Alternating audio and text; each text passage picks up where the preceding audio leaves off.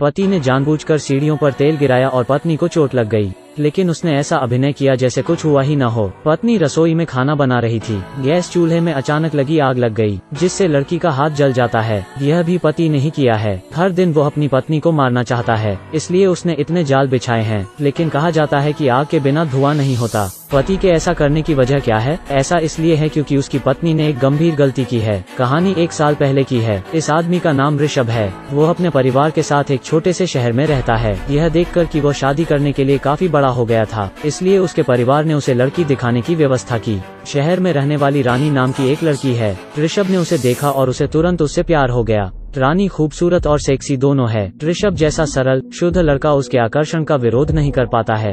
रानी खुले विचारों वाली, उदार और उत्साही है। वो एक रोमांटिक प्यार करना चाहती है। उसका आदर्श प्रेमी टोन्ड और मस्कुलर होना चाहिए, और शांत पुरुष उसकी पसंद बिल्कुल नहीं है। लेकिन रानी का परिवार ऋषभ को बेहद पसंद करता है, क्योंकि ऋषभ एक इलेक्ट्रिकल इंजीनियर है। उसके पास उच्च वेतन है। परिवार के सदस्यों के दबाव में रानी ने आखिरकार ऋषभ से शादी कर ली। दोनों बाइंड डेट पर पहली बार मिले थे और अब उन्होंने शादी कर ली थी। लेकिन बिना प्यार के शादी बिना नींव के एक घर की तरह है, जो कभी भी दुर्घटनाग्रस्त हो सकता है। शादी के बाद ऋषभ का परिवार रानी को वापस शहर ले जाता है। छोटे शहर का रानी को बहुत अफसोस होता है। आदर्श और वास्तविकता के बीच का अंतर उसे निराश और उदास कर देता है। ऋषभ का पूरा परिवार गंगा के किनारे 3 मंजिला मकान में रहता है। बालकनी से खड़े विशाल गंगा नदी देख सकते हैं। हालांकि शहर उतना सुविधाजनक नहीं है, लेकिन यह इतना बुरा भी नहीं है। ऋषभ बहुत नाजुक है, इसलिए उसे पता है कि रानी खुश नहीं है, इसलिए वो अपनी पत्नी को खुश करने का तरीका खोजने की कोशिश करता है। लेकिन रानी ने उसका दिल नहीं समझा। अगली सुबह पूरा परिवार बहुत जल्दी उठ गया। बधाई देने के लिए रिश्तेदारों के स्वागत की तैयारी की, और रानी 10 बजे तक सोती है। सभी रिश्तेदार घर चले गए हैं। इससे पूरे परिवार के चेहरे मुरझा जाते हैं। रानी को बचपन से ही लाड प्यार किया जाता है, इसलिए वो एक छोटी राजकुमारी के समान है। वो खाना बनाना, घर की सफाई करना या घर का काम करना नहीं जानती। उसकी सास उसे रास नहीं आ रही है, लेकिन ऋषभ ने कभी भी अपनी पत्नी की आलोचना नहीं की। उसे अब भी विश्वास है कि वो धीरे धीरे बदल जाएगी, क्योंकि कोई एक अच्छी पत्नी बनने के लिए पैदा नहीं होता है। ऋषभ की नम्रता और धैर्य ने रानी को छुआ। उसने ऋषभ के साथ रहने की कोशिश करने का फैसला किया। पति पत्नी के संबंध अधिक मधुर होते रहते हैं। घर में रानी बेहद कैजुअल पहनती हैं। ऋषभ जब भी उसे देखता है उसका दिल धड़क उठता है। कुछ दिनों बाद आखिरकार उसने अपनी पत्नी के पास जाने की हिम्मत जुटाई। रानी ने भी मना नहीं किया, लेकिन क्योंकि वो बहुत घबराया हुआ था, तो ऋषभ जल्दी से टॉयलेट की तरफ भागा। रानी उससे बहुत निराश थी। VH मदद नहीं कर सकती, लेकिन शिकायत करने के लिए उसने दोस्तों से बात की। ऋषभ को बेकार आदमी समझकर उस पर हंसे भी। ये शब्द ऋषभ ने सुने थे। उसे बहुत शर्मिंदगी महसूस हुई। वो अपनी पत्नी की सभी बुरी आदतों को सह सकता है, पर यह अपमान नहीं। अगले दिन दोनों में शीत युद्ध शुरू हुआ। ऋषभ रानी को नहीं देखना चाहता, इसलिए वो ओवरटाइम काम करता है। दोनों के रिश्ते भी टूट रहे हैं। वे जीवन साथी की तुलना में रूममेट्स की तरह अधिक हैं। लेकिन रानी को नहीं लगता कि वो गलत थी, लेकिन वो यह भी मानती है कि उसका पति बहुत संवेदनशील है। एक दिन वो दरवाजे के बाहर शोर की वजह से उठी और बाहर आई। फिर उसने यार्ड में एक आदमी को देखा। नील नाम का यह शख्स ऋषभ का चचेरा भाई है। वो उनके घर कुछ दिन रहने आया है। रानी ने नील को देखा और उसका दिल बहुत तेजी से धड़क रहा था। नील का ठोस शरीर है और वो उसका आदर्श आदमी है। नील रानी के विचार देख सकता था। वो सक्रिय रूप से उसके करीब जाता है। नील महिलाओं को बहुत अच्छी तरह समझता है। वह कोमल और रोमांटिक भी है। वह भी शहर में रहता है और वे बहुत बातें करते हैं। नील को चाय पीना पसंद है। रानी तुरंत उसके लिए चाय बनाने रसोई में चली गई, लेकिन रानी कभी रसोई में नहीं रही, इसलिए वो नहीं जानती कि यह कैसे करना है। ऋषभ को लगता है कि उसकी पत्नी उसके लिए चाय बना रही है। वह नर्म है। इससे पहले वो गुस्से में था, लेकिन वो रानी को कभी नहीं छोड़ना चाहता था। ऋषभ ने धैर्यपूर्वक रानी के लिए चाय बनाना समाप्त किया, फिर कंपनी में चले गया। लेकिन जैसे ही वो चला गया, रानी चाय का प्याला नील के पास ले आई। वो प्यार में अंधी थी। वो ऋषभ को उसके साथ अच्छा व्यवहार करते हुए नहीं देख सकती। रानी और नील बड़ी गलतियां करते रहते हैं। वो प्यार भी करते हैं। नील ने कहा कि उसे बकरी का मांस खाना पसंद है। अगले दिन रानी मांस खरीदने बाजार की ओर गई। वो महिला जिसने हमेशा गंदा होने के लिए रसोई की आलोचना की थी, एक आदमी जिसे वो सिर्फ आधे महीने से जानती थी, उसके लिए इस गंदे बाजार में आई थी। पूरे परिवार ने रानी का बदलाव देखा और वे सब खुश थे, लेकिन वे नहीं जानते दरअसल रानी इस घर से जल्दी निकलने का उपाय सोच रही है। नील के साथ नया घर बनाने के लिए ऋषभ के परिवार की मेहरबानी देख रानी को बहुत अफसोस है। उसने नील से उसे दूर ले जाने के लिए विनती की। नील ने राजी होने का नाटक किया, लेकिन उसने गुपचुप तरीके से अपना सामान बढ़ा और चले गया। शाम को जब रानी बहुत खुश क्योंकि नील रात को खाने पर आने वाला था, लेकिन वो बिना एक शब्द कहे चला गया। रानी को छोड़ दिया गया था। वो चौंक गई और अपने कमरे में वापस आ गई। वास्तव में जो प्रेम केवल रानी ने सोचा था, यह नील की नजर में एक पैसा जितना भी नहीं है। रानी का हृदय ग्लानि और पश्चाताप से भर गया। वो अपने पति को धोखा नहीं देना चाहती थी, तो उसने ऋषभ को सारी बात बता दी। लेकिन उसे आश्चर्य हुआ क्योंकि ऋषभ उतना उत्तेजित नहीं था जितना उसने सोचा था। इसके विपरीत वो बहुत शांत है, जैसे कुछ हुआ ही नहीं था, क्योंकि अभी उसका दिल मर चुका था। आमतौर पर वो बकरी के मांस से नफरत करता है, आज वो बहुत खाता है। भले ही उसने शांत रहने की कोशिश की, लेकिन वो फिर भी अपने दिल में गुस्सा रखता है। ऐसी चीज कोई पुरुष स्वीकार नहीं कर सकता, क्योंकि वो बहुत गुस्से में था। इसलिए अगले दिन ऋषभ नील के शहर आया, उसे दंडित करने का इरादे से। लेकिन उसका पतला बीमार शरीर नील का प्रतिस्पर्धी नहीं है। नील ने उसे बुरी तरह पीटा और फिर चला गया। ऋषभ जख्मी चेहरे के साथ घर आता है। रानी के सवालों पर वो बस चुप रहता है। रानी जानती है कि वो गलत थी। वो इस शादी को बचाने के तरीके खोजने की कोशिश करती है, लेकिन ऋषभ अपनी पत्नी का सामना करना नहीं चाहता, क्योंकि हर बार जब वो उसका चेहरा देखता है, वो उस दृश्य को देखता है जहाँ रानी ने उसे धोखा दिया था। ईर्ष्या और घृणा के कारण ऋषभ की सोच विकृत हो जाती है। वो अपनी पत्नी को माफ नहीं कर सकता। वो उसे दंडित करने का तरीका खोजने लगता है। सीढ़ियों पर तेल डालना, रसोई में आग लगाना, यह सब उसका बदला है।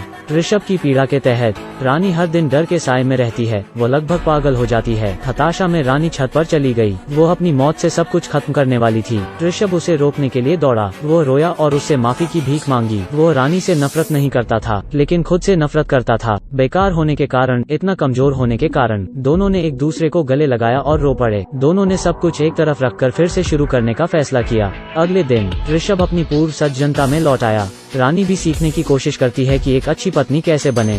हालांकि दोनों लोग अब भी कम ही बात करते हैं, लेकिन एक दूसरे को देखने वाली आंखें ज्यादा नर्म थीं।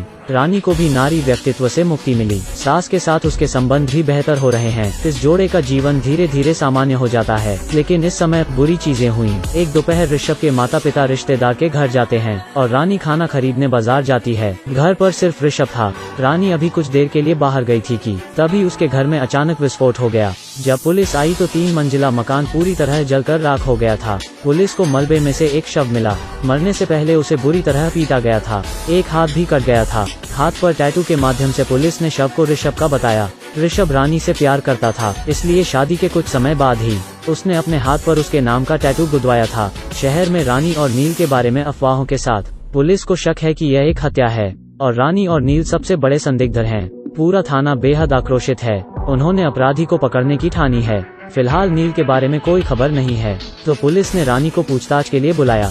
रानी ने विस्तार से बताया कि उस दिन क्या हुआ था। निश्चय ही नील उस दिन उन्हें ढूंढने आया था। ऋषभ को डर था कि रानी खुश नहीं है, तो उसने रानी को बाजार में कुछ खरीदने के लिए कहा था। घर से निकलने के बाद रानी ने पड़ोसी के बच्चे को उसके लिए दरवाजा बंद करने के लिए कहा। फिर बाजार के लिए एक रिक्शा में बैठ गई। बाजार में कीमत को लेकर उसने कसाई से तकरार भी की। सामान खरीदने के बाद वो रिक्शा से घर वापस आई। घर के सामने कुछ आवारा कुत्ते थे, इसलिए उसने उनके लिए कुछ मांस फेंका, लेकिन वो अभी तक घर नहीं गई थी। अचानक धमाका हुआ। उसे नहीं पता था कि उसके घर में क्या हुआ है, और उस दिन की गवाही बहुत से लोग दे सकते थे। पुलिस ने लोगों को गवाही देने के लिए बुलाया। रानी ने जो कहा उसकी पुष्टि हुई, और यह पता चला कि उसने जो कुछ कहा वो सब मेल खाता था। पुलिस को कहीं कोई खामी नहीं मिली, लेकिन पुलिस अभी भी अपने शक पर विश्वास करता है, क्योंकि रानी को छोड़कर किसी का अपराध करने का कोई मकसद नहीं है। तो पुलिस ने पूछताछ के लिए रानी को प्रताड़ित किया, लेकिन रानी बहुत जिद्दी है। आधे दिन तक पुलिस ने उसे पीटा, फिर भी कुछ नहीं मिला। इंस्पेक्टर इसे स्वीकार नहीं करता, इसलिए वो इसकी पुष्टि करने के लिए एक झूठ पकड़ने वाले विशेषज्ञ को बुलाता है। विशेषज्ञ बस रानी से एक सवाल पूछता रहा, क्या तुमने अपने पति को मार डाला है? लेकिन रानी नहीं जवाब देती रही। उसका चेहरा शांत है, उसकी हृदय गति भी बहुत सामान्य है। अंत में विशेषज्ञ को एक निष्कर्ष पर आना पड़ता है। रानी झूठ नहीं बोल रही है। इंस्पेक्टर ने सब कुछ इस्तेमाल किया, लेकिन फिर भी मनचाहा जवाब नहीं मिला। मामला बहुत लंबा हो गया। वरिष्ठों ने थानाध्यक्ष को शीघ्र दोष सिद्ध करने को कहा। कोई अन्य रास्ता नहीं है। इंस्पेक्टर को रानी को रिहा करना पड़ता है। इंस्पेक्टर इसे समझा नहीं सकता। आखिर रानी की मानसिकता कितनी मजबूत और सख्त होगी ताकि वो लाई डिटेक्टर भी पास कर सके। इस कहानी के बाद रानी शहर में रहना जारी नहीं रख सकती। कुछ समय बाद वो दूसरी जगह चली गई। स्टेशन पर दाढ़ी वाला आदमी चुपचाप रानी का हाथ थामता है। यह कोई अजनबी नहीं है, लेकिन ऋषभ है जिसे हमने सोचा था कि वो मर चुका है। हवा चलती है और ऋषभ की एक बाजू फड़फड़ाती है। दो लोग एक दूसरे को देखकर मुस्कुरा रहे हैं। मामले की सच्चाई भी धीरे धीरे सामने आ रही है। अपराध का दिन। नील अचानक उनकी तलाश में आ गया। उसकी और रानी की कहानी पूरे शहर में अफवाह थी। हर कोई बात कर रहा है। नील को लगता है कि उसकी प्रतिष्ठा बर्बाद हो गई है। एक स्वार्थी व्यक्ति होने के नाते वो दोनों को धमकी देने आया था, इसलिए नील ने रानी से यह स्वीकार करने के लिए कहा कि सभी गलतियां उसके द्वारा की गई हैं। अगर वो नहीं मानी तो वो रानी की निजी तस्वीरें ऑनलाइन पोस्ट कर देगा। बहुत आक्रामक ऋषभ इसे अब और नहीं सह सकता, इसलिए उसने नील से झगड़ा शुरू किया, लेकिन वो नील के लिए कोई मुकाबला नहीं है। ऋषभ को जल्दी से जमीन पर पटक दिया जाता है। रानी अपने पति को बचाना चाहती है, इसलिए उसने बकरी का मांस फ्रिज से लिया और नील के सिर पर जोर से मारा। नील के सिर में लगी चोट लगी और वो मौके पर ही मर गया। शव को जमीन पर पड़ा देख रानी घबराने लगती है। उसने गलती से उसे मार डाला है, उसे जरूर गिरफ्तार किया जाएगा। लेकिन ऋषभ बहुत शांत है। उसने तुरंत सोचा और एक योजना के साथ आया। उसने रसोई से चाकू लिया और नील की एक बांह काट दी। फिर उसने रानी से उसके लिए एक आइस पैक लाने को कहा। फिर उसने चाकू लिया और अपने हाथ पर निशाना लगाया। एक चीख के बाद ऋषभ का हाथ कट गया। उसने नील से अपने कपड़े बदले। उसने चाल का इस्तेमाल किया नील की लाश को अपना बताकर छिपाने के लिए। ऋषभ एक इलेक्ट्रिकल इंजीनियर है, इसलिए उसने दर्द को थामने की कोशिश की और रसोई घर में एक स्व विस्फोट प्रणाली डिजाइन की। उसने रानी से फर्श पर लगे खून के धब्बे साफ करने को कहा। फिर टाइमर शुरू किया। ऋषभ ने रानी को बाहर जाने के लिए कहा, साथ ही जाते समय उसने उसे सावधान रहने की चेतावनी दी। फिर उसने योजना का पालन किया। रानी ने शांति से दरवाजे से बाहर निकलने की कोशिश की। उसने वैसा ही किया जैसा ऋषभ ने उसे बताया था। सभी को सादर अभिवादन। फिर बाजार के लिए एक रिक्शा की सवारी की। पहले उसने बकरी के मांस का एक टुकड़ा खरीदा, फिर मीट को दूसरे स्टॉल पर ले गई और उन्हें इसे काटने के लिए कहा। जिस मांस के टुकड़े से उसने नील को मारा था वो भी उन टुकड़ों में शामिल था। उसके घर के पास आकर रानी ने तुरंत मीट लिया और दरवाजे पर आवारा कुत्तों को फेंक दिया।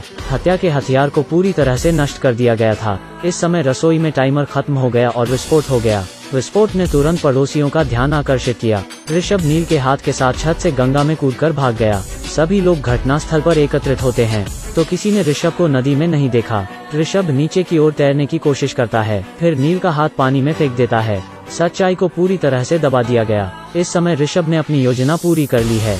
वो रानी को दूसरे शहर में ले गया और एक नया जीवन शुरू किया। यह बेहतरीन डिटेक्टिव लॉजिक वाली फिल्म हसीन दिलरुबा है। कथानक तार्किक और आश्चर्यजनक विवरणों से भरा है। यदि आप केवल पिछले भाग की सामग्री देखते हैं तब निम्नलिखित भाग की विशेष सामग्री की कल्पना करना कठिन है। अगर आपको यह दिलचस्प लगी हो तो पूरी फिल्म देखें। ठीक है, मैं हुयेन हूँ। अगली दिलचस्प फिल्मों में फिर मिलते हैं।